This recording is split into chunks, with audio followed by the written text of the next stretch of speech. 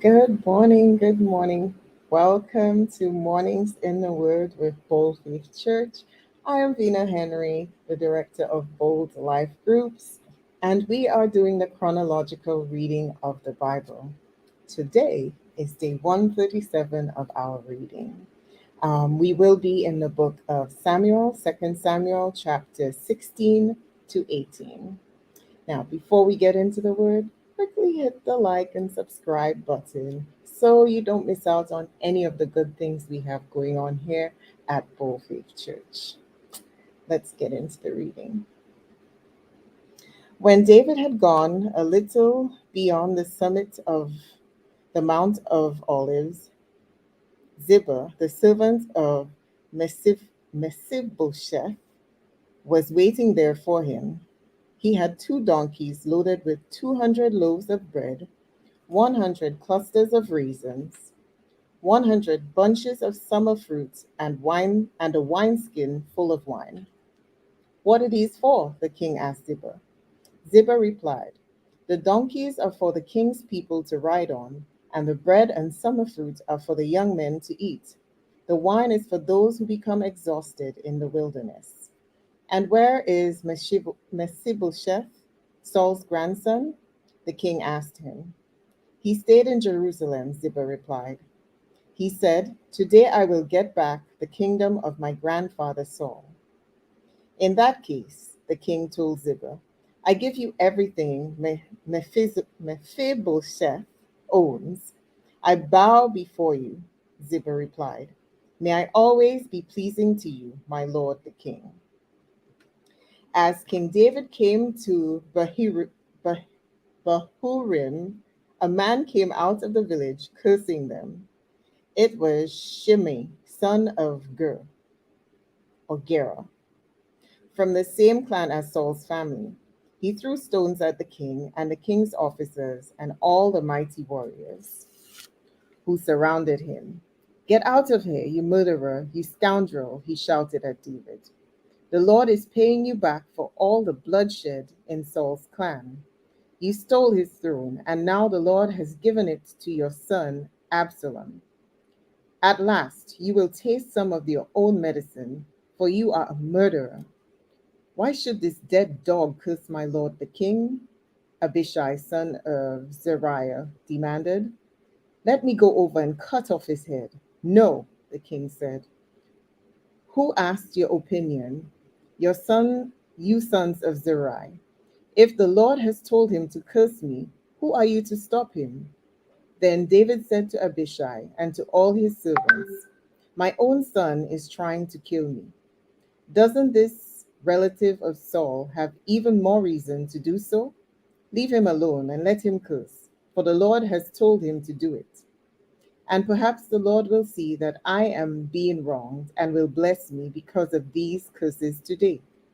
So David and his men continued down the road, and Shimei kept pace with them on a nearby hillside, cursing and throwing stones and dirt at David. The king and all who were with him grew weary along the way, so they rested when they reached the Jordan River. Meanwhile, Absalom and all the army of Israel arrived at Jerusalem, accompanied by Ahithophel. When David's friend Hushai the Archite arrived, he went immediately to see Absalom. Long live the king, he exclaimed. Long live the king. Is this the way you treat your friend David? Absalom asked him. Why aren't you with him? I'm here because I belong to the man who is chosen by the Lord and by all the men of Israel, Hushai replied. And anyway, why shouldn't I serve you? Just as I was your father's advisor, now I will be your advisor. Then Absalom turned to Ahithophel and asked him, what should I do next? Ahithophel told him, go and sleep with your father's concubines, for he has left them here to look after the palace. Then all Israel will know that you have insulted your father beyond hope of reconciliation, and they will throw their support to you. So they set up a tent at on the palace roof where everyone could see it, and Absalom went in and had sex with his father's concubines. Absalom followed Ahithophel's advice, just as David had done. For every word Ahithophel spoke seemed as wise as though it had come directly from the mouth of God. The power of an advisor, right? The people you trust to give counsel is so important. Now, Ahithophel urged Absalom, let me choose 12,000 men to start out after David tonight. I will catch up with him while he is weary and discouraged. He and his troops will panic and everyone will run away. Then I will kill only the king. I will bring all the people back to you as a bride returns to her husband. After all, it is only one man's life that you seek. Then you will be at peace with all the people. This plan seemed good to Absalom and to all the elders of Israel. But then Absalom said, bring in Hushai the Archite. Let's see what he thinks about this. When Hushai arrived, Absalom told him what Ahithophel had said. Then he asked, what is your opinion? Should we follow Ahithophel's advice? If not, what do you suggest? Well, Hushai replied to Absalom, it's time Ahithophel had made a mistake. This time, Ahithophel has made a mistake. You know your father and his men. They are mighty warriors. Right now, they are as enraged as a mother bear who has been robbed of her cubs. And remember that your father is an experienced man of war. He won't be spending the night among the troops. He has probably already hidden in some pit or cave. And when he comes out and attacks, and a few of your men fall, there will be panic among your troops, and the word will spread that Absalom's men are being slaughtered. Then even the bravest soldier, though they have the heart of a lion, will be paralyzed with fear. For all Israel knows what a mighty warrior your father is and how courageous his men are. The power of many counselors, right? I recommend that you mobilize the entire army of Israel, bringing them as far away as Dan in the north and Beersheba in the south. That way you will have an army as numerous as the sand on the seashore. And I advise that you personally lead the troops. When you find David, will fall on him like dew that falls on the ground. Then neither he nor his men will be left alive. And if David were to escape in some town, you will have all Israel there at your command. Then we can take ropes and drag the walls of the town into the nearest valley until every stone is torn down. Then Absalom and all the men of Israel said, Hushai's advice is better than Ahithophel's, for the Lord had determined to defeat the counsel of Ahithophel, which really was the better plan, so that he could bring disaster on Absalom. Hushai told Zadok and Abithar, the priests, that Ahithophel had said to Absalom and the elders of Israel what Ahithophel had said to Absalom and the elders of Israel, and what he himself had advised instead. Quick, he told them, find David and urge him not to stay at the shallows of the Jordan River. He must go across at once into the wilderness beyond. Otherwise, he will die and his entire army with him. Jonathan and Ahimaaz had been staying at En-Rogel so as not to be seen entering and leaving the city. Arrangements had been made for a servant girl to bring them the message they were to take to the King David. But a boy spotted them at En-Rogel, and he told Absalom about it. So they quickly escaped to Bahurim, where a man hid them down inside a well in his courtyard. The man's wife put a cloth over the top of the well and scattered grain on it to dry in the sun, so no one would suspect they were there. When Absalom's men arrived, they asked her, "Have you seen Ahimaaz and Jonathan?" The woman replied, "They were here, but they crossed over the brook." Absalom's men looked for them without success and returned to Jerusalem. Then the two men crawled out of the well and hurried on to King David. "Quick," they told him, "cross the Jordan tonight." And they told him how Ahithophel had advised that he be captured and killed. So David and all the people with him went across the Jordan River during the night, and they were all on the other bank before dawn. When Ahithophel realized that his advice had not been followed, he saddled his donkey, went to his hometown, set his affairs in order, and hanged himself. He died there and was buried in the family tomb. David soon arrived at Mahanaim. By now, Absalom had mobilized the entire army of Israel and was leading his troops across the Jordan River. The entire army of Israel. Oh, wait.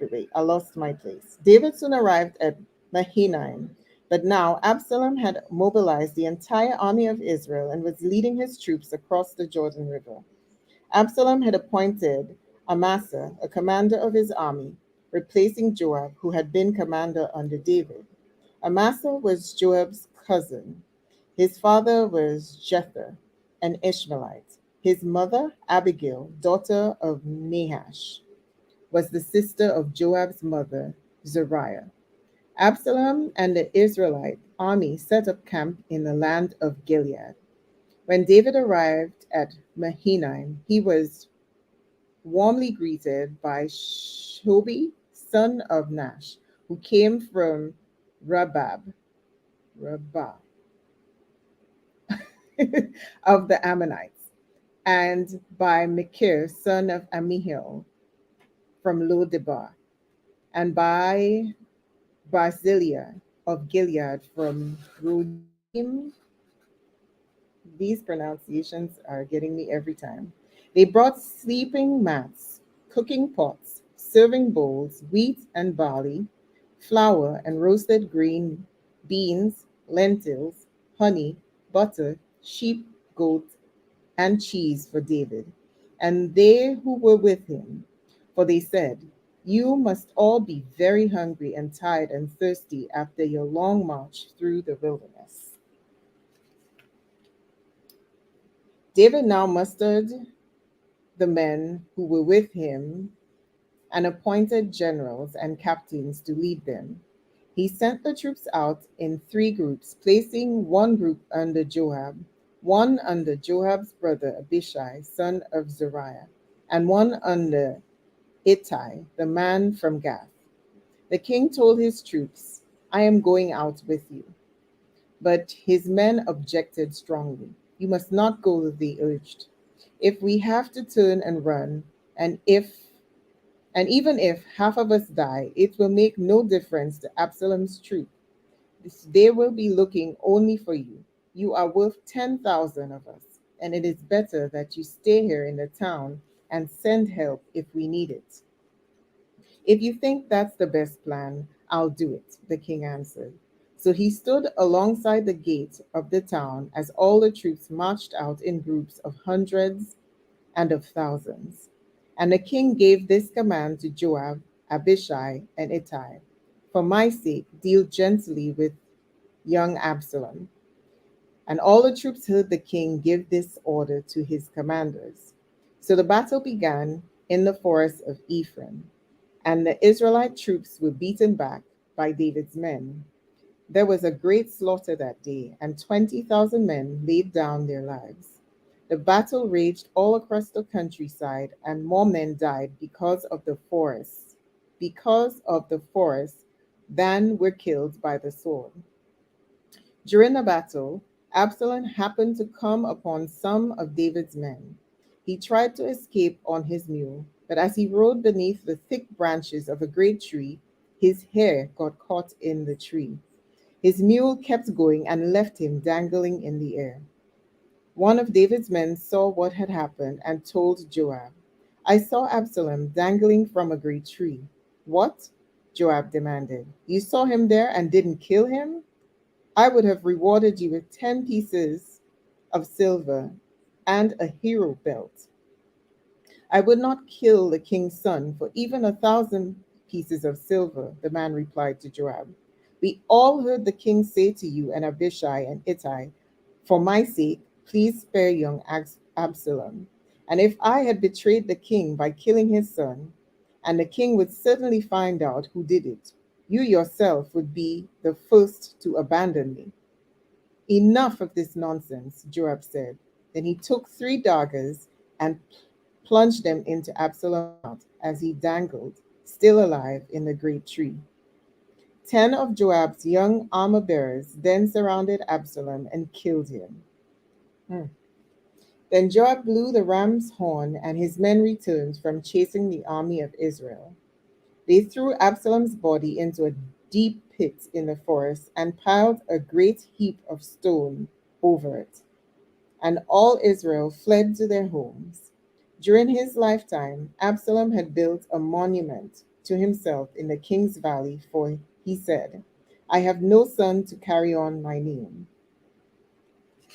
He named the monument after himself, and it is known as Absalom's monument to this day. Then Zadok, son of Ahimaaz, said, Let me run to the king with the good news that the Lord has rescued him from his enemies. No, Joab told him, it wouldn't be good news to the king that his son is dead. You can be my messenger another time, but not today. Then Joab said to a man from Ethiopia, Go tell the king what you have seen. The man and ran off. But Ahimaaz continued to plead with Joab, Whatever happens, please let me go too. Why should you go, my son? Joab replied. There will be no reward for your news. Yes, but let me go anyway, he begged. Joab finally said, All right, go ahead. So Ahimaaz took the less demanding route by way of the plain and ran to Mahanaim ahead of the Ethiopian. While David was sitting between the inner and outer gates of the town, the watchman climbed to the roof of the gateway by the wall. As he looked, he saw a lone man running towards them. He shouted the news down to David, and the king replied, If he is alone, he has news. As the messenger came closer, the watchman saw another man running towards them. He shouted down, Here comes another one. The king replied, He also will have news. The first man runs like Ahimaaz, son of Zadok, the watchman said. He is a good man and comes with good news, the king replied. Then Ahimaaz cried out to the king, Everything is all right. He bowed before the king with his face to the ground and said, Praise to the Lord your God, who has handed over the rebels who dared to stand against my lord the king. What about young Absalom? The king demanded. Is he all right? Ahimaaz replied, When Joab told me to come, there was a lot of commotion, but I didn't know what was happening. Wait here, the king told him. So Ahimaaz stepped aside. Then a man from Ethiopia arrived and said, I have good news for my lord the king. Today the Lord has rescued you from all who rebelled against you. What about young Absalom? The king demanded. Is he all right? And the Ethiopian replied, May all of your enemies, my lord the king, both now and in the future, share the fate of that young man. The king was overcome with emotion. He went up to the room over the gate and burst into tears.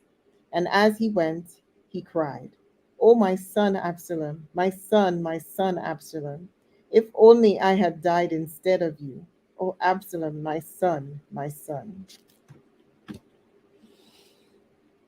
Well, that is it for our reading today. Don't forget, we are here on Monday to Friday at 7 a.m. EST, and then again on Saturday, live for the Word with Pastor Courage Molina. That is it for now. See you tomorrow. Bye.